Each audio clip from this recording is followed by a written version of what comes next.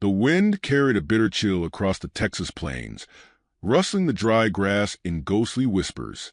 The night stretched wide and merciless, the sky ablaze with 1,000 stars that did nothing to warm the earth below. Abigail Monroe stood at the edge of her family's homestead, her fingers tightening around the worn fabric of her shawl. Something felt wrong. She had always trusted her instincts, an unspoken warning buried in the marrow of her bones. It was the same feeling she'd had when she was younger, just before a band of drifters had ransacked a nearby farm, leaving behind only smoldering wood and grieving widows. That same unease now gripped her as she crept toward the side of the house, drawn by the murmuring voices that slithered through the gaps in the log walls. Silas Monroe's voice was unmistakable, rough, authoritative, tinged with impatience. Abigail's father had a way of speaking that made every word sound like a decree, as if arguing against him was as futile as cursing the sun for rising. "She's healthy, young," Silas said. "That should be enough." A second voice, lower, threaded with amusement. "She's pretty enough, I'll give you that. But a girl's worth ain't just in looks. You sure she'll do as she's told?" A heavy pause. Abigail felt her heartbeat quicken. "She don't got a choice," Silas muttered. "She'll do as she's told, or she'll pay for it." Her breath hitched. She pressed closer, her pulse roaring in her ears. "Seems a steep trade for safe passage," the stranger said, his voice laced with mockery. "But if she's half as obedient as you say, I reckon we've got a deal." Abigail staggered backward, nausea twisting through her stomach like a coiled snake. Her father, her own blood, was trading her away like livestock. For what? Safe passage? She didn't have to guess who these men were. Outlaws, drifters, men who lived by gunpowder and greed. A wave of cold fury rushed over her, burning away her disbelief.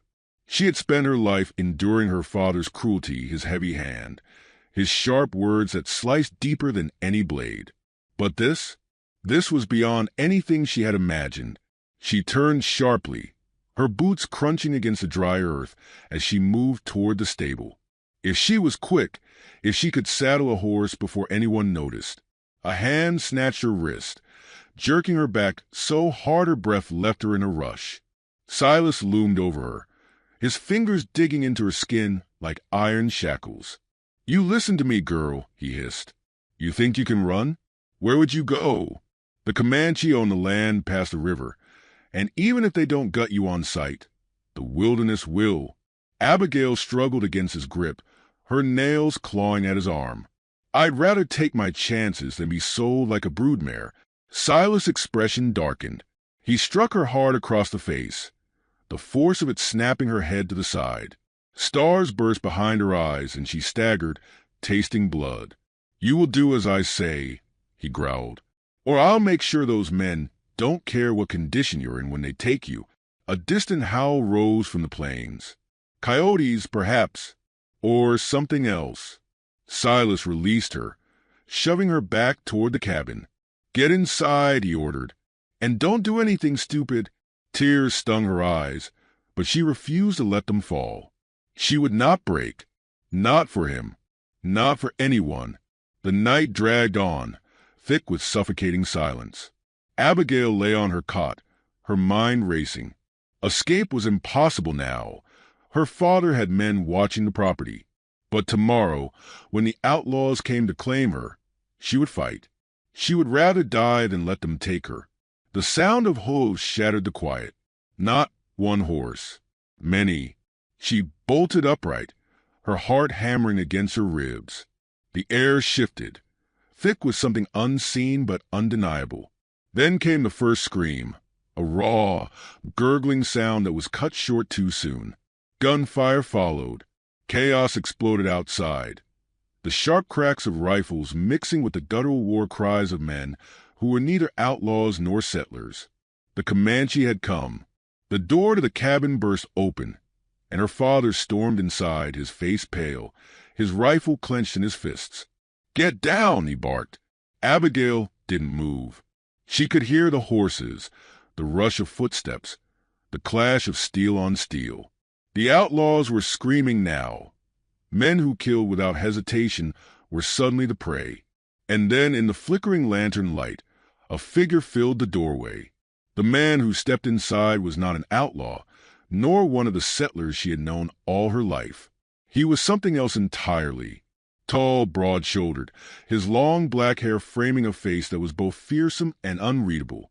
His chest was bare except for a necklace of bone and turquoise, and in his hand he held a bloody tomahawk. Silas raised his rifle. The warrior moved faster. Abigail barely had time to process what happened before her father collapsed to the floor, his rifle clattering beside him. A clean wound gaped at his throat, and his eyes, so full of cruelty just moments ago, were glassy and vacant. Abigail pressed herself against the wall, her breath coming in ragged gasps. Her father was dead. The warrior stepped toward her. She could see him more clearly now, the way his gaze lingered on her, measuring, assessing. He was no ordinary raider. There was something in his stance, in the way the other warriors moved around him, that spoke of command. She understood then, with a sickening certainty. This was their leader. He was here for her. Hands seized her arms before she could fight.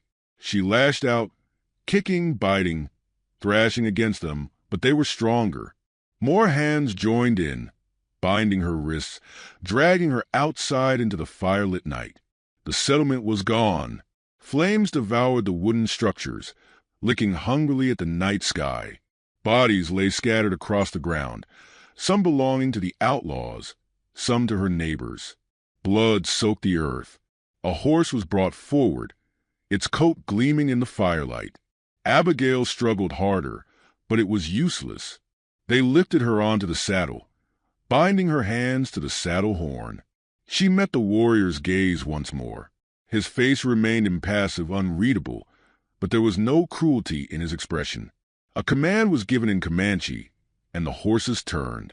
Abigail twisted in the saddle, her breath catching as she looked back at what had once been her home. Nothing remained but ash and ruin. The wind howled across the plains as the Comanche warriors rode into the night, carrying her into the unknown. The ride was relentless. Abigail's wrists ached where the rawhide bindings cut into her skin, her body jostling painfully with each jarring movement of the horse. The land stretched endlessly in all directions, an ocean of dust and scrub under the silvery gaze of the moon. She tried to focus on the horizon, searching for anything familiar, but there was nothing. No landmarks, no hope of escape. Only the steady beat of hooves against the hard-packed earth. The warriors rode in silence, their presence as imposing as the landscape itself. They moved as one, their formation tight, their watchful eyes scanning the darkness. Abigail knew little of the Comanche beyond the fearful stories whispered among settlers, tales of ruthless raids, of captives vanishing into the wilderness, never to be seen again. Now, she was one of them. Her captor, the one who had killed her father, rode just ahead. She didn't know his name, but she knew his authority. He carried himself with an air of command, his movements deliberate and sure. Even in the dim light, she could see the scars that traced his skin, markers of battles won and blood spilled. His silence unnerved her more than threats would have. The night stretched long and unforgiving, each hour a test of endurance. By the time dawn crept over the land, painting the sky in muted hues of lavender and gold, Abigail was numb from exhaustion. Her mouth was dry, her limbs stiff. But stopping was not an option. They pressed forward, deeper into Comanche territory, further from everything she had ever known. When they finally slowed, she could barely keep her eyes open. The horses wove through a stand of cottonwoods, the cool shade of small mercy after the endless ride under the open sky. Then, without warning, hands gripped her waist and pulled her down from the horse. She landed hard, her legs buckling beneath her. Laughter rippled through the warriors at her weakness, but the amusement was fleeting. They wasted no time securing her. A length of rawhide bound her hands, though this time in front of her, allowing some movement. Another rope tethered her to a sturdy post near a group of low, hide-covered lodges. The village was alive with morning activity. Women moved among the fires, stirring pots, their eyes flicking toward her with unreadable expressions. Children darted between the lodges, their curiosity evident but tempered by wariness. Men stood in small groups, sharpening weapons, speaking in a language she could not understand. A figure approached, an older woman with sharp eyes and a face lined with experience. Her hair, streaked with silver, was tied back in a braid, and her movements carried the quiet authority of someone accustomed to being obeyed. She crouched in front of Abigail, studying her with a gaze that felt like a blade peeling back her defenses. The woman said something, her voice calm but firm. Abigail shook her head. "I don't understand." A sigh. Then, slowly, deliberately, the woman reached forward and touched Abigail's hands, running her fingers over the bindings. A question, unspoken yet clear. Abigail swallowed hard. She could still feel the ghost of her father's grip, the sting of his slap. She thought of the outlaws, of the future that had awaited her at their hands. She thought of the blood, the fire, the fact that she had no home to return to. Finally, she nodded. The woman gave a curt nod in return and, to Abigail's astonishment, cut the bindings. Abigail flexed her fingers, rubbing the raw skin. She should have felt relief, but all she felt was uncertainty. She was still a captive, still at their mercy. The only thing that had changed was the manner of her confinement. She was given water first, then food, flatbread, dried meat. She hesitated, half expecting a trick, but hunger won out. The warriors ignored her as she ate, speaking among themselves as if she were nothing more than an afterthought. The only one who seemed to watch her with any real interest was her captor. He stood apart, his gaze steady, unreadable. She could feel the weight of it, a silent force pressing against her. There was something unnerving about the way he studied her. Not cruel, not indifferent, but assessing, measuring. She was still trying to decide whether to meet his gaze or avoid it when the woman who had freed her bindings returned. This time, she carried a bundle of clothes. She set them down in front of Abigail and gestured at the torn, dust-covered dress she still wore. The meaning was clear. Abigail bristled. She had already lost so much. Her home, her family, her freedom. Now, they wanted to strip away the last remnants of the life she had known. The woman watched her struggle, then spoke again, her tone softer. A reassurance, maybe, an offering of understanding. Then, without another word, she rose and walked away. Abigail stared at the clothes. They were simple, made of soft leather and cloth, practical for survival in this land. She knew she had no choice. If she was to endure this, to survive, she had to adapt. The change was more than just physical. When she emerged from the lodge wearing the Comanche clothing, she felt as if she had stepped further away from who she had been. The settlers would no longer see her as one of their own. And if she was not one of them, then what was she? The warriors took little notice of her transformation, but the women, they watched, some with pity, others with something closer to acceptance. And one, a girl only a few years older than Abigail, offered her a small piece of fruit without a word. She took it. The day passed in slow, careful steps. She was given tasks, small ones, nothing that required too much trust. Gathering water, sorting dried herbs. She worked in silence, her mind constantly shifting between escape and survival, between hate and something she could not yet name.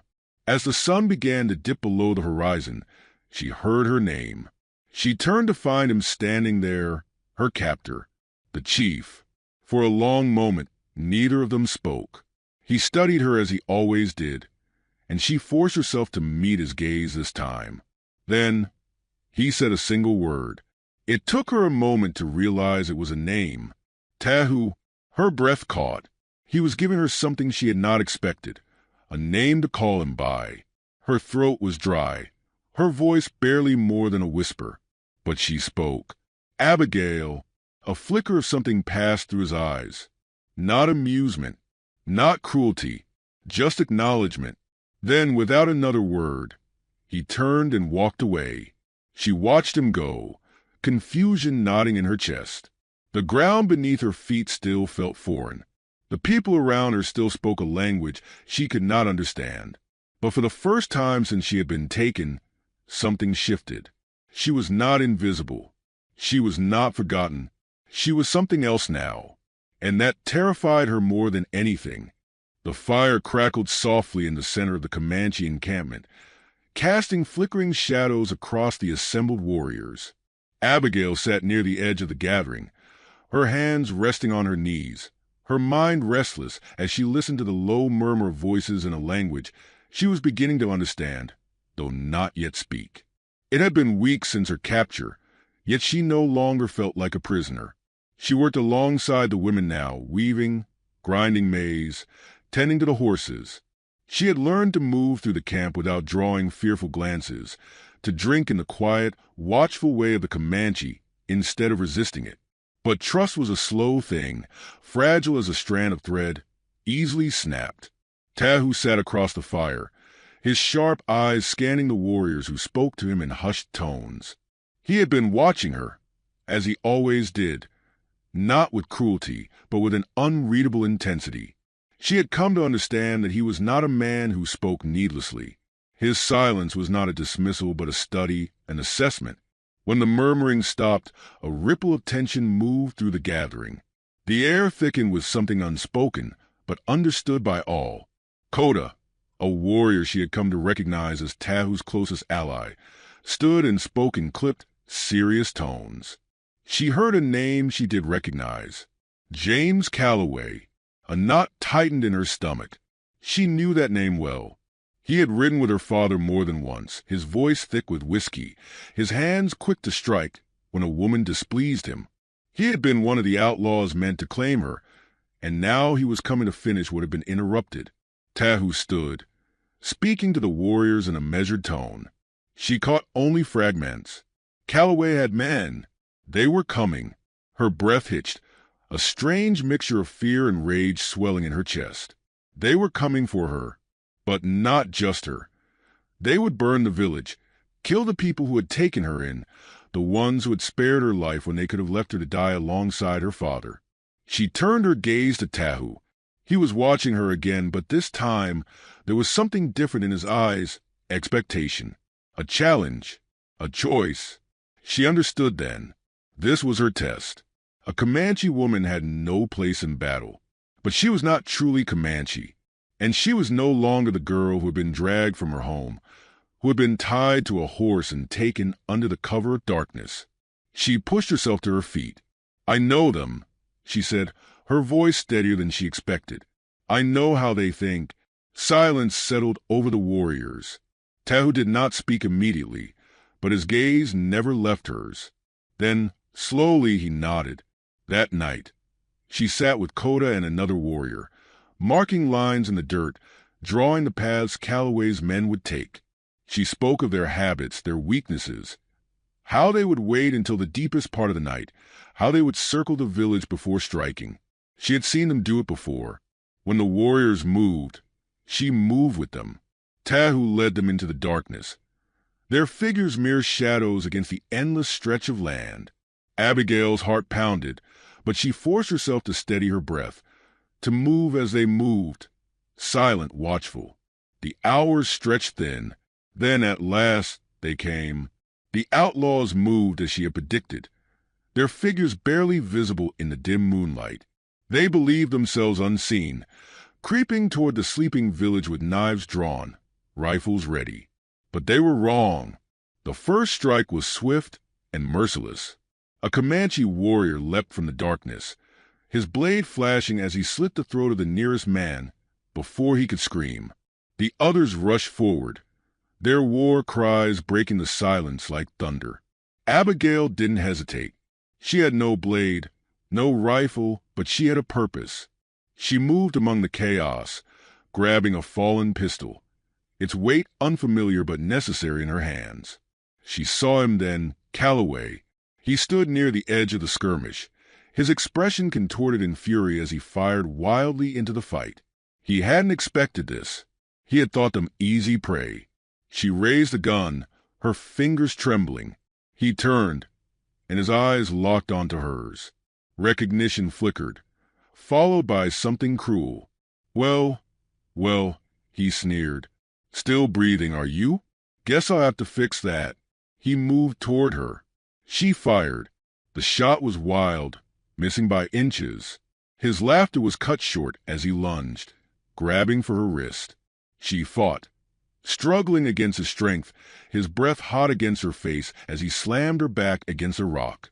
You think you're one of them now? He growled, forcing her arm up, twisting her wrist until the gun fell from her grasp. You're nothing, just some lost little.